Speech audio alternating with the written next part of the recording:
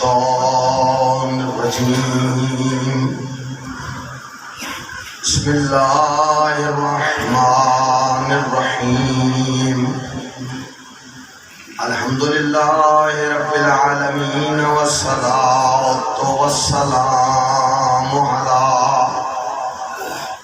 سيد الأنبياء والمرسلين وآله الطيبين الطاهرين المعصومين وعلى أصحابه الذين أدركوا صحبة النبي مع الإيمان وماتوا على الإيمان ولعنة الدائمة على أعدائهم أجمعين الملعونين والصلاة والسلام على صاحب الدعوة النبوية والصولة الحيدرية وإسمة الفاطمية وحلم الحسنية والشجاعة الحسينية وإبادة السجادية وعلوم الباكرية والصداقة الجعفرية والفيض الكاظمية والذرية الرضوية والجودة التقوية والنقاوة النقوية والهيبة العسكرية وغيبة الإلهية.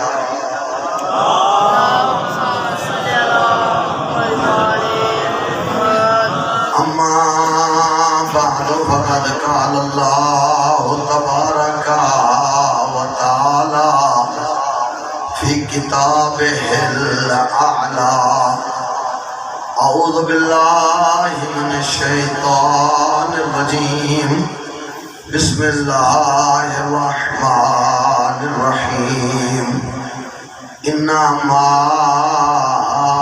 يريد الله ليذهب عنكم الرجس أهل البيت ويطهركم تطهيرا.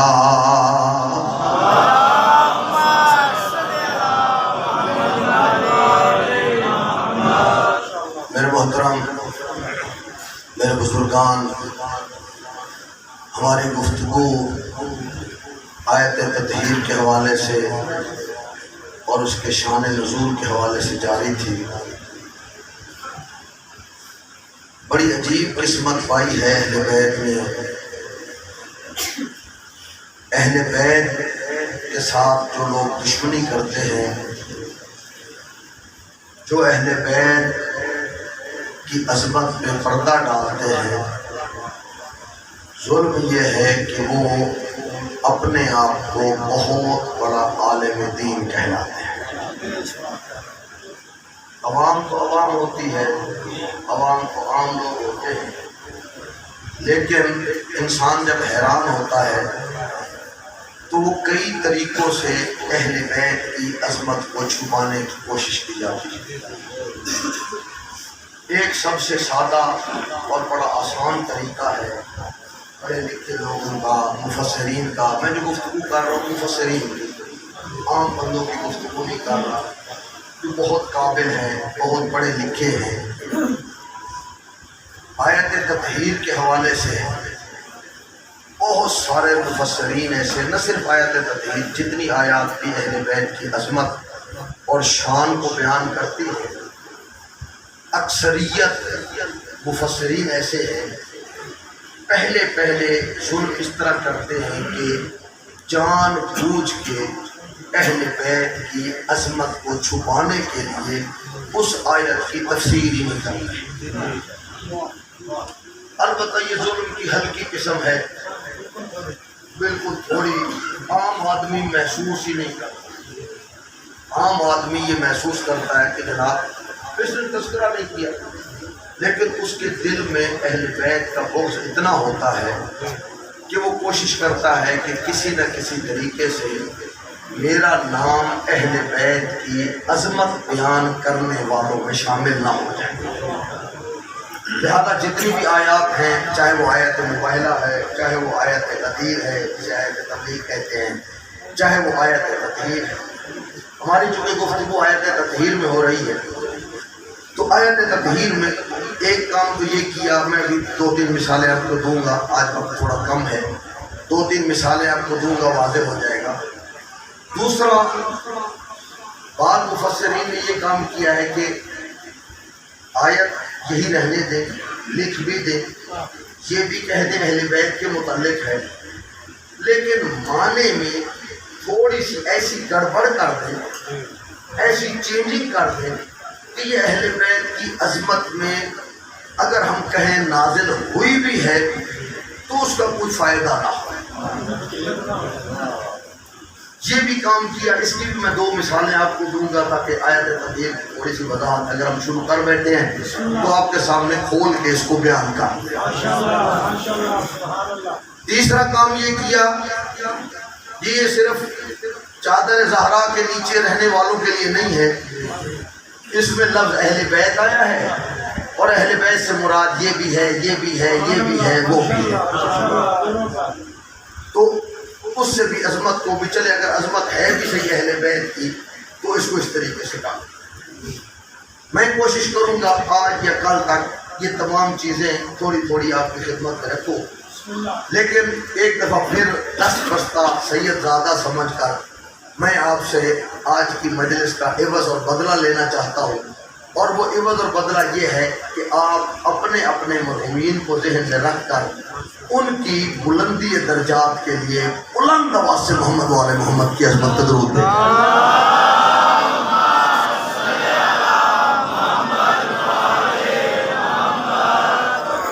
میرے بزرگوں، میرے دوستوں، قرآن مجید کی تفسیریں 6 صدی تک جو لکھی گئی ہیں ان میں طریقہ کار یہ ہوتا تھا کہ جس سبجیکٹ کی تفسیر لکھی جا رہی ہے اس پر علیحدہ علیحدہ موضوع میں گفتگو ہو۔ مثلا ایک تفسیر کو کہا جاتا ہے تفسیر روائی، ہمارے پاس تفسیر قمی ہے، تفسیر علی بن ابراہیم صافی ہے، تفسیر ثقلین ہے، ہمارے بھائیوں کے پاس سیوطی ہے، جامع الاحکام ہے، یہ ساری تفاسیر ہے، وقت نہیں ہے۔ اس مفسر کا کام صرف اتنا ہے جس آیت کی وہ تفسیر کرنا چاہتا ہے اس کے نیچے روایت یا کوئی حدیث کو لکھ دیتا ہے، اپنا تبصرہ نہیں، اپنی طرف سے کوئی بات نہیں کرتا۔ ہاں، اسے یہ اختیار ہے کہ جس جگہ کا انتخاب کر کے اس کی حدیث لکھے، یہ اس کا اختیار ہے، اور اس میں وہ کوشش کرتا ہے کہ اہل بیت کی عظمت کی اگر کوئی مقام ہے تو وہاں نیچے حدیث لکھنے کی ضرورت ہے، لوگ وہاں سے گزرتے ہیں۔ ایک طریقہ جس کی طرف میں ہمیں اشارہ کرنا تھا اسے کہا جاتا ہے ادبی تفسیر۔ ادبی تفسیر کہا جاتا تھا اس تفسیر کو جس کے مفسر کا کام نہ تو روایت لکھنا ہے، نہ کوئی اپنی رائے قائم کرنی ہے، اس کا اصلی مقصد یہ ہوتا ہے کہ کسی نہ کسی طریقے سے حقیقی جو ترجمہ بنتا ہے عربوں کی زبان والا، اس لفظ کا وہ ترجمہ کر دیا جائے۔ اس کا کام صرف ترجمے کی ہے۔ یہ ہمارے اہل سنت بھائیوں کی تفسیر کشاف ہے، ہماری مجموع البیان ہے، جامع الجوامع ہے، یہ ساری تفاسیر ہماری بھی ہیں، ان کی بھی ہیں، جن کا کام صرف اور صرف ٹرانسلیشن کرنا ہے، ترجمہ کرنا ہے، لیکن وہ ترجمہ عمومی نہیں ہوگا، ایک خاص ترجمہ ہوگا۔ ہمارے ایک بہت بڑے عالم دین صاحب مجموع البیان علامہ طبرسی علیہ رحمہ، وہ بیمار تھے، جس طرح مثلا مرگی سمجھ لیں، جس طرح بندے کو ہوتی ہے مرگی، یا کوئی ایسی بیماری تھی جس سے بندہ تھوڑی دیر کے لیے بے ہوش ہو جاتا ہے، تو ان کو وہ مرض لاحق تھا۔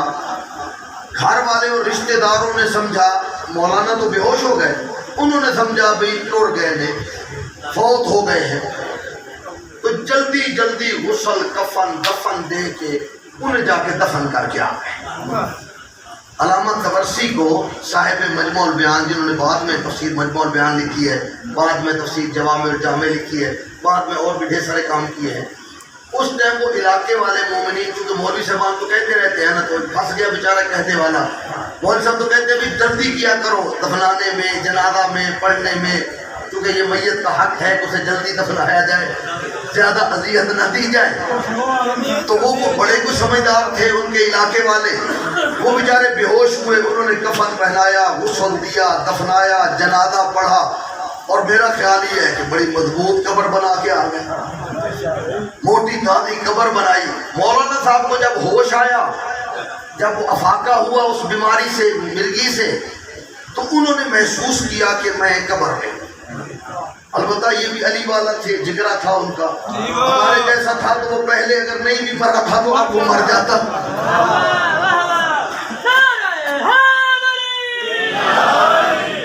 تو علامہ طبرسی علیہ الرحمہ نے دیکھیں کتنا عقیدہ ہے، کتنا بڑا اعتقاد ہے۔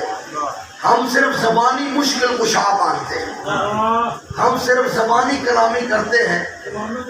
علامہ طبرسی اس قبر میں بیٹھ کے علی کا واسطہ دے کے اللہ سے کہتے ہیں، یا اللہ اگر تو مجھے آج اس عذاب سے نجات دے دے تو میں تیری ایسی تفسیر لکھوں گا جس میں روایت بھی ہوگی، جس میں ترجمہ بھی ہوگا، جس میں شان نزول بھی ہوگا۔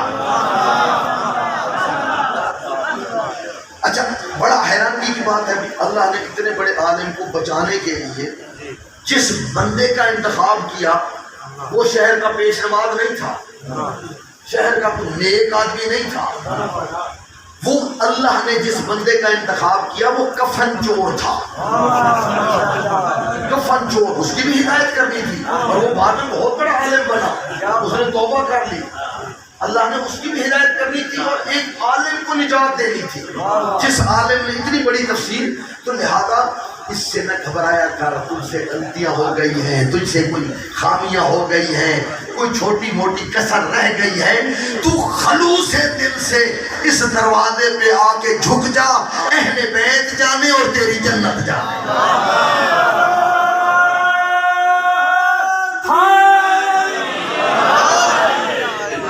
تو آ تو صحیح اس دروازے پہ، تو جھک تو صحیح اس دروازے پہ۔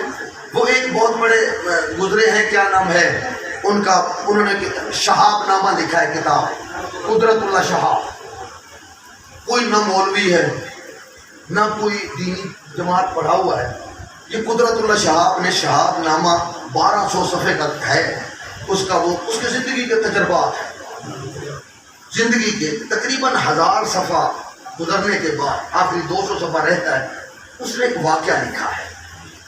وہ لکھتا ہے کہ میں جو ہے جمعہ پڑھنے گیا کسی مسجد میں، قدرت اللہ شہاب کہتا ہے جمعہ پڑھنے گیا تو ہمارے مولوی صاحب جمعہ کا خطبہ دے رہے تھے۔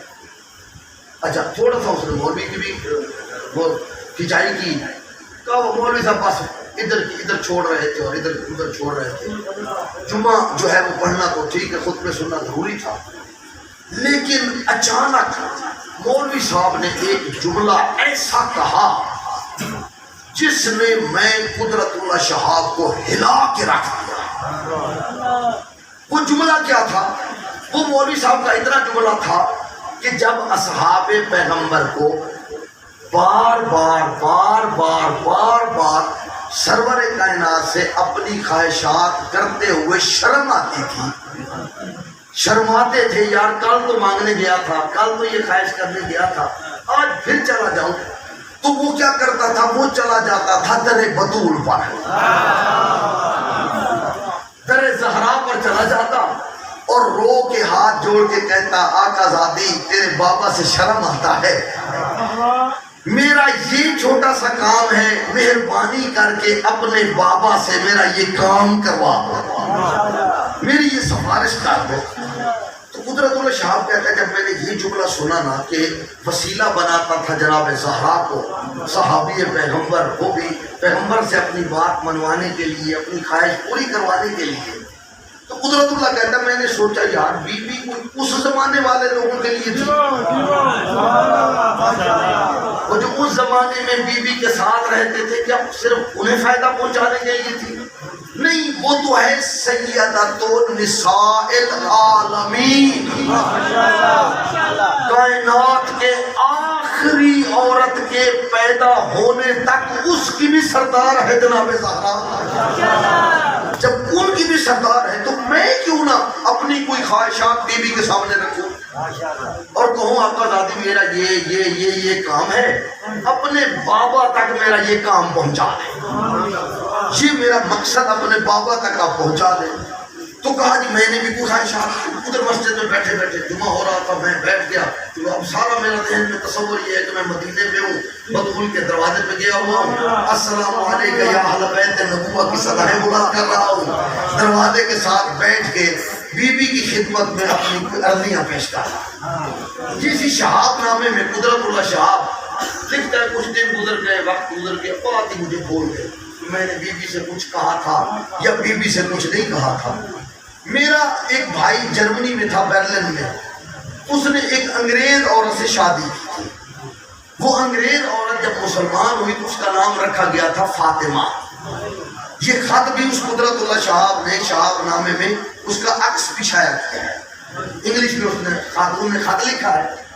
وہ بیوی جس کا نام فاطمہ رکھا گیا اس نے خط لکھا قدرت اللہ شہاب، یہ کہتے میں نے کسی کو بات نہیں کی، وہ تو میرا معاملہ تھا، میں بیوی سے کچھ کہتا کہ اپنی گزارشیں اور خواہشات، بات ختم ہو گئی، پھر مجھے بھول گیا۔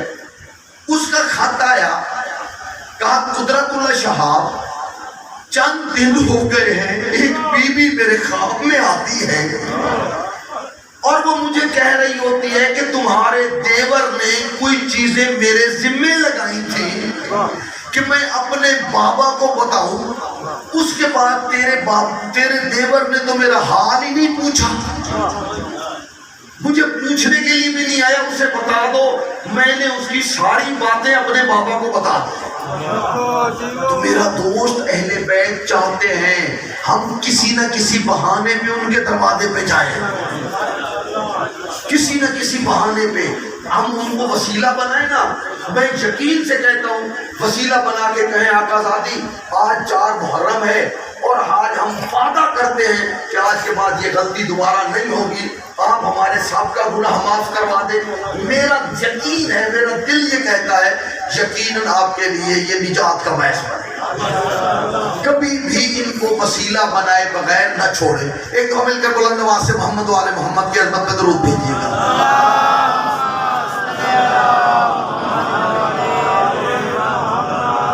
تو جناب یہ علامہ طبرسی علیہ رحمہ جو ہے انہوں نے یہ کتاب وغیرہ لکھی، تو اس میں تذکرہ کر رہا تھا تفسیر کشاف علامہ زمخشری نے لکھی ہے۔ ٹھیک ہے وقت کم ہے لیکن میں آرام سے آپ سے بات کرتا ہوں۔ علامہ زمخشری صاحب نے جو تفسیر کشاف لکھی ہے اس کا کام صرف ٹرانسلیشن کرنا ہے، ترجمہ کرنا ہے، اس کا اور کوئی کام نہیں، صرف اس کا کام یہ ہے کہ میں ادبی تفسیر ہے۔ اچھا اس کی تھوڑی سی اہمیت سے اجاگر اگر ہونا چاہتے ہیں، اور یہ ہے بے شک اہل سنت ہمارے ایک بہت بڑے مفسر گزرے ہیں علامہ فصل علی نقی نکن صاحب قبلہ، اردو زبان میں انہوں نے تفسیر لکھی ہے فصل الخطاب۔ تفسیر فصل الخطاب کا جو مقدمہ لکھا ہے وہ مقدمہ انہوں نے اٹھایا ہے زمخشری کی تفسیر کشاف، اور نیچے حاشیے میں صرف 2 لفظ لکھ دیے ہیں۔ چونکہ کشاف والے مصنف جناب زمخشری نے اتنے بہترین انداز میں یہ قرآن کا مقدمہ لکھا تھا، میں نکن صاحب کو ضرورت ہی پیش نہیں آئی کہ میں دوبارہ مقدمہ لکھوں اور وقت لگاؤں۔ وہی ان کا مقدمہ اٹھا کے انہوں نے تفسیر فصل الخطاب میں ترجمہ کر کے وہاں رکھ دیا اور نیچے سے بھی یہ حاشیہ لگا دیا۔ اس سے پتہ چلا کہ ہمارے علماء کتنے وسیع القلب ہیں، اس کو نہیں دیکھتے کہ یہ کس نے بات کی ہے، اس کو دیکھتے ہیں کہ الحکمت و ضالۃ المؤمن، حکمت تو مومن کی گمشدہ چیز ہے، وہ جہاں سے ملے اسے لے لیتے ہیں۔ یہ زمخشری جو ہے پورے قرآن کا ترجمہ کرتا ہے، الف الحمد کی الف سے لے کر فناس کے سین تک ہر لفظ کا ترجمہ کرتا ہے، لیکن جب پہنچتا ہے یہ آیت غدیر پر، آیت اس پہ تطہیر پر، انما یرید اللہ لیذھب، جب یہاں پہنچتا ہے تو کہتا ہے، میں نیچے حاشیہ لکھتا ہے، ترجمہ نہیں کرتا، حاشیہ لکھتا ہے میں زمخشری جس کا کام ہی ترجمہ کرنا ہے، جس کی اسپیشلائزیشن ہی ترجمہ کرنا ہے، میرے اندر اتنی جرات نہیں ہے کہ میں آیت تطہیر کا صرف ترجمہ کر سکوں، اتنی فصیح و بلیغ ہے کہ میں اس کا ترجمہ بھی نہیں کر سکتا۔ میں کہوں گا زبخشی صاحب، آپ نے اہل بیت کی عظمت کو چھپانے کے لیے ترجمہ نہیں کیا، تاکہ کل کو یہ نہ کہے کہ زبخشی صاحب نے یہ ترجمہ کیا ہے۔ جب وہ کیا ہے تو یقیناً یہ معنی رکھتا ہے، پر جلدی سے تھوڑی سی بحث مشکل ہے۔ جب وہ کہتے ہیں میں نے ترجمہ اس لیے نہیں کیا کیونکہ اس میں لفظ اتنا پا آیا ہے۔ ایک مل کر بلند آواز سے محمد والے محمد کی عظمت پر درود بھیج دیجیے۔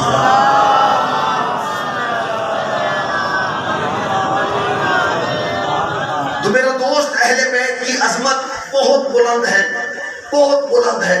میں نے کل جس ایک چھوٹی سی بات کو چھوڑا تھا کیونکہ وقت بالکل ہی ختم ہو گیا ہے، میں اسی بات کو آپ کی خدمت میں عرض کرتا ہوں کہ جناب ذہن میں آپ کے ہے چادر زہرا بچھی ہوئی ہے، جناب جبرائیل ساتھ کھڑے ہیں اور پوچھ رہے ہیں یا رب ومن تحت ھذا الکسا، یا اللہ میری طرف توجہ ہے، میری طرف توجہ ہے۔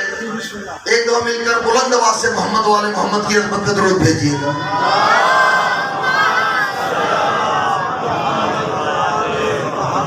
ایک مرتبہ پھر بھی بلند آواز سے محمد والے محمد کی عظمت پہ درود بھیجیے گا۔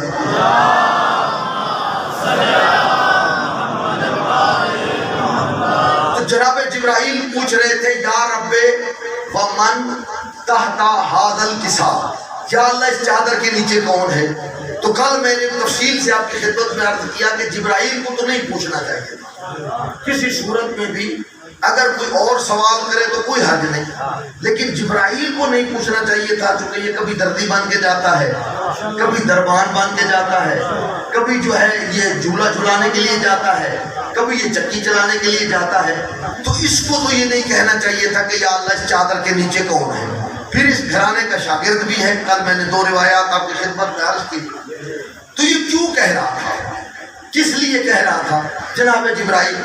بعض مفسرین جو ہیں جنہوں نے شرح لکھی ہے انہوں نے لکھا ہے کہ وہ اس لیے کہہ رہا تھا، بے شک یہ نور سے بنا تھا لیکن اسے سمجھ نہیں آ رہی تھی کہ چادر میں جو 5 تن پاک موجود ہیں ان کا نور اتنا زیادہ ہے، ان میں محمد کون ہے، علی کون ہے، حسن کون ہے، حسین کون ہے؟ تو ہم نے کل رد کر دیا تھا کہ یہ جواب بھی ٹھیک نہیں ہے۔ اس کا ٹھیک جواب کیا ہے؟ کیا جواب ٹھیک ہے؟ کیوں کہہ رہا ہے جبرائیل یا رب ومن تحت ھذا الکسا؟ میں نے اس کا بہت جواب تلاش کیا، 2 سال متواتر میں اس پہ محنت کرتا رہا کہ یہ کیوں کہا جبرائیل، اور کوئی چیز مجھے نہیں مل رہی تھی بھی کیوں کہا۔ اچانک میں سورہ طٰہٰ کی تلاوت کر رہا تھا تو سورہ طٰہٰ میں ایک جملہ ایسا آیا جو آیت حدیث جس کا کسا کا اس جملے کا جواب اس میں موجود تھا کہ جو یہاں جبرائیل کہہ رہا ہے کہ یا رب ومن تحت ھذا الکسا، اس کا جواب مجھے ملا سورہ طٰہٰ سے۔ سورہ طٰہٰ سے کیسے جواب ملا؟ یہاں سوال کون کر رہا ہے؟ جبرائیل۔ کس سے کر رہا ہے؟ اللہ سے۔ سورہ طٰہٰ میں معاملہ بالکل الٹ ہے، اللہ سوال کر رہا ہے جناب موسیٰ سے۔ یہاں جبرائیل پوچھ رہے ہیں یا اللہ یا رب ومن تحت ھذا الکسا، یا اللہ اس چادر کے نیچے کون ہے؟ اور سورہ طٰہٰ میں جناب موسیٰ کو جب عصا دیا ہے تو موسیٰ بڑے خوش ہیں، عصا کو ہاتھ میں لے کے کبھی دائیں چلے جاتے ہیں کبھی بائیں چلے جاتے ہیں، بڑے خوش خوش نظر آ رہے ہیں۔ تو وہاں اللہ پوچھتا ہے جناب موسیٰ سے ما تلک بے یمین کا یا موسیٰ، موسیٰ تیرے دائیں ہاتھ میں کیا ہے؟ یا اللہ تو نہ پوچھ، تو 2 پتھروں کے درمیان جاندار بھوکا ہو اسے بھی وہاں غذا پہنچا دیتا ہے، اور تو پوچھ رہا ہے ما تلک بے یمین کا یا موسیٰ، موسیٰ تیرے دائیں ہاتھ میں کیا ہے؟ یا اللہ تجھے 6 انچ کا دایاں ہاتھ نظر آ گیا، 6 فٹ کا ڈنڈا نظر نہیں آیا، عصا نظر نہیں آیا؟ یہ تو اللہ پوچھ رہا ہے نا سورہ طٰہٰ میں ما تلک بے یمین کا یا موسیٰ، موسیٰ تیرے دائیں ہاتھ میں کیا ہے؟ تو یہاں سارے مفسرین پریشان ہو گئے. تو یہ عجیب ہو گیا, بھی اللہ نہیں جانتا. اللہ پوچھ رہا ہے کہ ما تلک بیمینک یا موسیٰ, موسیٰ تیرے دائیں ہاتھ میں کیا ہے؟ تو ایسا تو ہو نہیں سکتا کہ اللہ نعوذ باللہ جاہل ہو اور وہ جانتا نہ ہو. تو تمام شیعہ سنی مفسرین نے اس کی ایک ہی تفسیر بیان کی, ایک ہی وضاحت کی. وہ تفسیر یہ بیان کی, لازمی نہیں ہے, ضروری نہیں ہے کہ سوال کرنے والا جب سوال کرے تو وہ اس کے جواب کو نہ جانتا ہو. یہ ضروری نہیں ہے سوال کرنے والا سوال کرے اور اس کے جواب کو نہ جانتا ہو. بسا اوقات وہ جانتا بھی ہے. بسا اوقات سوال اس لیے کیا جاتا ہے کہ موسیٰ کو عصا سے محبت ہے, تو اللہ نے اس لیے پوچھا ہے دیکھو تو صحیح موسیٰ کیا کہتا ہے. وہ جانتا ہے موسیٰ کو عصا سے بڑا پیار ہے, ہر وقت جب سوتا ہے وہ بھی اپنے ساتھ بستر میں رکھ کے سوتا ہے, اتنا پیار ہے, ہر وقت عصا اس موسیٰ کے ساتھ ہوتا ہے. تو اللہ نے چاہا کہ دیکھو تو صحیح موسیٰ کیا کہتا ہے. جانتا تھا یہ عصا ہے, چونکہ موسیٰ کو عصا سے محبت تھی لہذا چاہتا تھا کہ دیکھو تو صحیح موسیٰ نے کیا کہنا ہے. اللہ نے پوچھا ما تلک بیمینک یا موسیٰ, موسیٰ تیرے دائیں ہاتھ میں کیا ہے؟ جناب موسیٰ کی آواز آئی اسی سورہ طٰہٰ میں, یا رب عصایا, پروردگار میرا عصا ہے, اتوکل علیہا, میں اس پہ سہارا بھی لیتا ہوں, واحش بہا علی غنمی, جب میری بھیڑ بکریاں بھوکی ہوتی ہیں میں درخت کے پاس جاتا ہوں, مارتا ہوں درخت کے پتوں کو, یہ عصا پتے ٹوٹ کے نیچے گرتے ہیں, بکریاں پیٹ پال لیتی ہیں. وَلِیَ فِیہِ مَعَارِبُ أُخْرَىٰ, یا اللہ جب میں بکریاں چراتے چراتے دھوپ میں چلا جاتا ہوں اپنے عصا کو درمیان میں لٹکاتا ہوں, اوپر چادر ڈال کے سایہ بنا کے نیچے بیٹھ جاتا ہوں. بھئی اللہ نے تو نہیں پوچھا تھا موسیٰ تو عصا کا کیا کرتا ہے, اللہ نے تو پوچھا تھا تیرے دائیں ہاتھ میں کیا ہے. چونکہ موسیٰ کو عصا سے محبت تھی لہذا موسیٰ نے عصا کے 3 فضائل بیان کر دیے کہ میں اس پہ سہارا بھی لیتا ہوں, اپنی بکریوں کا پیٹ بھی پالتا ہوں, اور دھوپ میں اپنا سائبان بھی بناتا ہوں. یہاں بھی جبرائیل کو پتا تھا اللہ کو اہل بیت سے محبت ہے.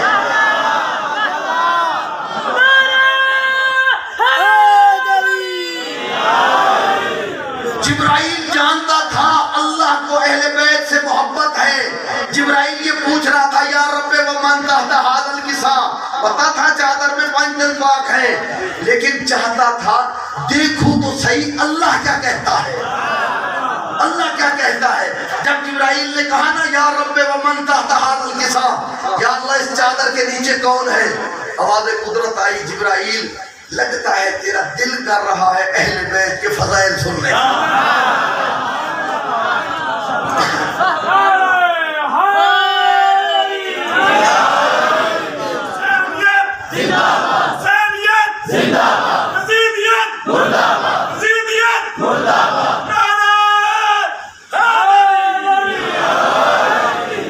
لگتا ہے تیرا دل کر رہا ہے کہ تم مجھ سے اہل بیت کے فضائل سنے.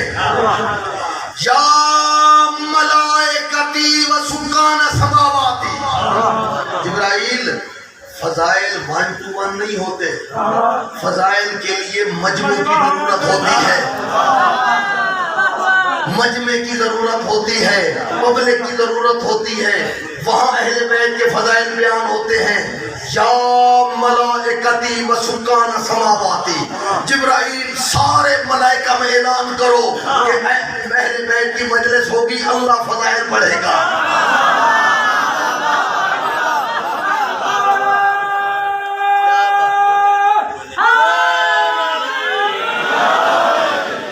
سارے ملائکہ کو بلا لو, حدیث کسا کے جملے ہیں, یا ملائکتی, سارے ملائکہ بھی آ جائیں, صرف ملائکہ نہیں, یا ملائکتی و سکان سماواتی, 7 آسمانوں کے درمیان, 7 زمینوں کے درمیان جتنی مخلوقات رہتی ہیں, جتنی مخلوقات ان سب کو بھی بلاؤ, ساری مخلوقات, صرف فرشتے نہیں, جن بھی آ جائیں, انسان بھی آ جائیں, حیوانات بھی آ جائیں, جو بھی مخلوق میری ہے, مخلوق کہلاتی کرتی ہے. سکان سماواتی، میرے زمین اور آسمانوں کے درمیان سکونت پذیر رہنے والی ساری پبلک کو بلا لو، پوری کائنات کو جمع کر لو، پورے عالمین کی کائنات جمع ہو جائے، جن و انس فرشتے جب سارے اکٹھے ہو جائیں، اس وقت تم مجھ سے سوال کرنا، میں تمہیں جواب دوں گا.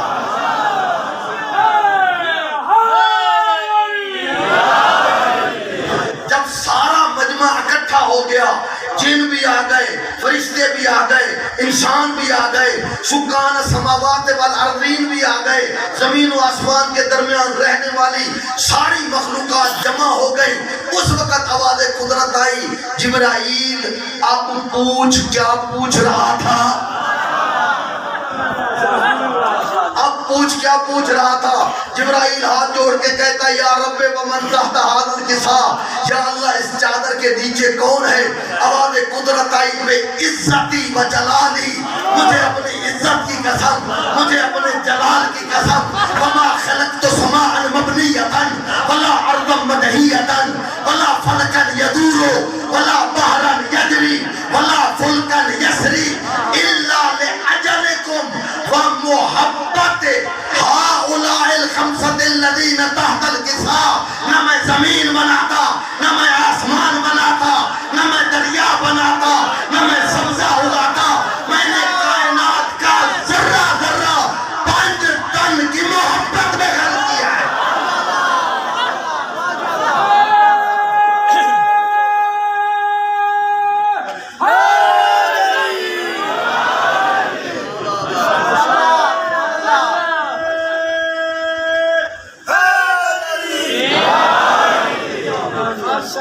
میرا دوست، جتنی عظمت زیادہ ہوتی ہے اتنی مصیبت بھی زیادہ ہوتی ہے. میں نے 2 دن پہلے نا کربلا کی واحد شہیدہ کا تذکرہ کیا تھا. آج میرا جی چاہتا ہے اس کے 2 بھائیوں کا تذکرہ کروں. 2 بھائیوں کا، ایک کا نام ہے محمد، ایک کا نام ہے ابراہیم. محمد 7 سال کا ہے، ابراہیم 9 سال کا ہے. عزادارو، ہمارے چھوٹے بچے، اس ایج کے بچے اگر آدھا گھنٹہ سکول سے لیٹ آئے نا، ایک لحظے کے لیے بھی ماں کو سکون نہیں ملتا. کبھی باپ کو فون کرتی ہے، کبھی بیٹے کو فون کرتی ہے کہ میرا بچہ تو اتنے بجے آتا تھا، کیا ہو گیا، میرا بچہ کہاں چلا گیا. اور میں قربان جاؤں رقیہ سے، 1 سال سے قید خانے میں بچے، 1 سال سے قید خانے میں تھے یہ دونوں بچے. البتہ 2 روایات ہیں. ایک روایت کہتی ہے جناب مسلم کے ساتھ آئے تھے کوفے میں. شیخ صدوق اور دوسرے بزرگان لکھتے ہیں کہ نہیں، جس دن 11ویں کی رات ہوئی تھی نا، جسے شام غریبہ کہتے ہیں، مسلمان بیویوں کے خیموں میں جب داخل ہوئے نا، سہمے ہوئے چھوٹے چھوٹے بچے خیموں سے باہر نکلے، تو اس دوران یہ دونوں بچے گم ہو گئے. اور پھر میری آقا زادیوں کو یہ بچے نہیں ملے اور کوفہ میں جا کے قید ہو گئے، اور اگلے سال ان کو شہید کیا گیا، ان کو ذبح کیا گیا. بہرحال یہ دونوں بچے کوفہ میں پہنچ گئے. عزادارو، ان کے لیے کوفہ میں جس قید خانے کا اہتمام کیا گیا تھا، مجھے معاف کرنا، اتنے چھوٹے بچے، میں نے روایت میں پڑھا ہے اس قید خانے میں ہوا کا گزر نہیں تھا. رقیہ کے 2 معصوم لال، مسلم کے 2 چھوٹے بچے. اس قید خانے کے جو دروغہ تھا، جو قید خانے کا انچارج تھا، بہت سارے 7 انچارج ان کے مختلف ان بچوں کی قید کے دوران تبدیل کیے گئے. آپ پوچھنا چاہیں گے کہ تبدیل کیوں کرتے تھے؟ تبدیل اس لیے کرتے تھے، کچھ دنوں کے بعد انہیں ان بچوں پہ ترس آ جاتا تھا. ان کو حکم یہ تھا کہ ان بچوں کو آپ نے تماچے مارنے ہیں، ان کو حکم یہ تھا کہ ان بچوں کو گرم پانی کے علاوہ کچھ نہیں دینا، ان کو حکم یہ تھا کہ سوکھی روٹی کے علاوہ کچھ نہیں دینا. لیکن اگر جب شکایت لگتی نا کہ فلاں جو دروغہ ہے وہ ان بچوں سے تھوڑی سی نرمی سے پیش آ رہا ہے، اس دروغے کو ہٹا دیا جاتا، اس کی جگہ پر سخت آدمی لایا جاتا. آخری دروگا جو تھا اس کا نام تھا مشکور. مشکور، یہ مشکور کی قید میں آخری ایام میں شہادت سے چند دن پہلے جناب یہ مشکور کی قید میں تھے. مشکور بڑا ظالم آدمی تھا، گرم پانی اور سوکھی روٹی کے علاوہ کچھ نہیں دیتا تھا. ایک دن قید خانے میں محمد نے خواب میں ماں کو دیکھا، جناب رقیہ کو دیکھا. محمد کافی گریہ کر رہا تھا، ابراہیم کافی کوشش کرتے رہے بھائی کو چپ کروانے کی. اسی اثناء میں آ گیا مشکور. جب مشکور اندر آیا نا تو ابراہیم نے ہاتھ جوڑ کے کہا مشکور میرے چھوٹے بھائی نے اپنی ماں کو خواب میں دیکھا ہے، ماں کو خواب میں دیکھا ہے، کافی دیر سے گریہ کر رہا ہے. اگر تو مہربانی کر روٹی یہاں رکھ دے، تھوڑی دیر کے لیے اپنی بیوی سے کہہ دے، تھوڑی دیر کے لیے بیوی سے کہہ دے آئے میرے بھائی کو گودی میں لے لے، اور گودی میں لے کے کہے میرا بیٹا تیری ماں آ گئی ہے، میرا بیٹا اب تو اکیلا نہیں ہے. عزاداروں مجھے معاف کرنا، اس ظالم نے تماچا بلند کیا، کہا پتہ نہیں تم کون لوگ ہو، وہ میری بیوی شریف زادی ہے، وہ کس طرح قید خانے میں آ جائے. اجرکم اللہ، اللہ آپ لوگوں کو کوئی غم نہ دے سوائے غم اہل بیت کے. اللہ آپ لوگوں کے بچوں کو سلامت رکھے.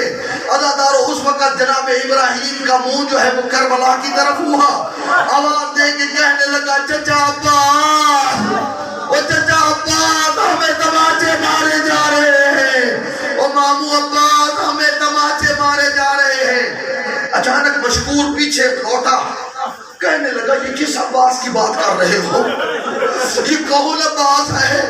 جناب ابراہیم رو کے کہتے ہیں حسین کا غلام عباس، حسین کا غلام عباس. وہ مشکور منہ پیٹ کے کہتا ہے وہ مجھے کیا پتا تھا، وہ آپ مسلم کے بیٹے ہو، آپ مسلم کی اولاد ہو، اور مجھے معاف کر دینا، میں اور تو کچھ نہیں کر سکتا. آپ کے لیے قید خانے کا دروازہ کھول دیتا ہوں، آپ جہاں جانا چاہو آپ یہاں سے چلے جاؤ. عزاداروں دو چھوٹے چھوٹے مسکین بچے، 1 سال کے قیدی بچے، مشکور نے دروازہ کھول دیا قید خانے کا. قید خانے سے جب باہر نکلے، شہر میں جہاں سے گھومتے پھر گھوم کے مرکز شہر میں نظر آتے. انہیں کوئی راستہ بھی نہیں آتا تھا، کسی چیز کا پتہ بھی نہیں تھا.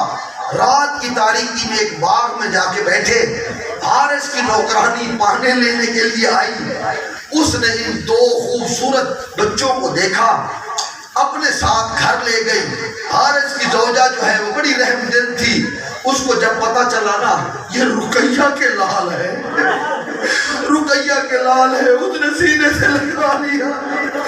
1 سال کے بعد بچوں کو نہلایا گیا، بچوں کے سر سے مٹی کو اتارا، نئے کپڑے اس نے پہنائے، پیٹ بھر کے کھانا دیا، ٹھنڈا پانی دیا. کہنے لگی بچوں میرا شوہر جو ہے وہ بڑا بدتمیز آدمی ہے، تو تم اس طرح کرو کچھ دیر کے لیے میں اس کمرے میں آپ کو بند کر دیتی ہوں، صبح صبح مدینہ جو قافلہ جا رہا ہوگا نا میں اس قافلے کے ساتھ آپ کو مدینے بھیج دوں گی، صبح تم مدینے چلے جانا. اب چپ کر کے اس کمرے کے اندر رہنا، آپ کی آواز بلند نہ ہو. لیکن عزاداروں جب آدھی رات ہوئی نا بابا خواب میں آ گئے، مسلم بتانے لگے او میرے بچوں کل تم میرے پاس آ جاؤ گے، وہ تمہاری مشکلات ختم ہو جائیں گی. وہ بچے رونے لگے اور کہنے لگے بابا ہمیں تماچے مارے گئے، وہ بابا ہمیں پانی نہیں دیا جاتا تھا. دونوں بھائی ایک دوسرے کے گلے لگ کے جب گریہ کرنے لگے نا، اللہ تعالیٰ اس وقت یہ حارث ملعون نے دیکھا، اندر سے جب آواز آئی پتہ چلا یہ مسلم کے لال ہے. دونوں بچوں کو لایا، گھر کے صحن میں اس طرح 2 ستون بنے ہوئے تھے، رسیاں نہیں، جناب محمد کو بھی رسی سے باندھا، جناب ابراہیم کو بھی رسی سے باندھا. باندھنے کے بعد صبح جب ہوئی نا تو ان کو لے گیا قید اس کو قتل کرنے کے لیے. جب دریائے فرات کے کنارے پہ پہنچا نا بچوں نے کہا تم ہمیں قتل نہ کرو، ہمارے جد جو ہیں وہ بڑے لجبال ہیں، ہمیں مدینہ لے جاؤ، تمہیں جتنا انعام ابن زیاد نے دینا ہے اس سے کئی گنا زیادہ ہم تجھے پیسے لے دیں گے. کہنے لگا کہا مجھے یہ شرط قبول نہیں ہے، میں ہر صورت میں ابن زیاد کا تقرب چاہتا ہوں۔ بچوں نے دوسری گفتگو کی، بچوں نے کہا اس طرح کرو، ہم نے سنا ہے کوفے میں غلام بیچنے والی جگہ ہے، مارکیٹ ہے، منڈی ہے مردہ فروشوں کی، جاؤ ہمیں وہاں فروخت کر دو، ہم حضرت یوسف سے کم خوبصورت نہیں، حضرت یوسف سے زیادہ تمہیں ہماری قیمت مل جائے گی۔ کہا یہ بھی قبول نہیں ہے۔ اس وقت بچوں نے کہا پھر ایک ہماری درخواست مان لو، ایک ہماری درخواست، ساری رات تو ہمیں ستون سے باندھ کے مارتا رہا ہے، صبح کی نماز ہماری قضا ہو گئی ہے، ہم اہل بیت کے ماننے والے ہیں، اتنی اجازت دے دے ہم 2 رکعت نماز پڑھ لیں۔ کہا تمہیں نماز فائدہ دیتی ہے تو پڑھ لو۔ بچوں نے نماز پڑھی، اللہ تعالیٰ اس ظالم نے بچوں کو سر قلم کیا، سر قلم کر کے محمد کی لاش کو پھینکا جب دریائے فرات میں۔ راوی کہتا ہے لاش دریائے فرات میں رک کے کھڑی ہو گئی، رک کے کھڑی ہو گئی۔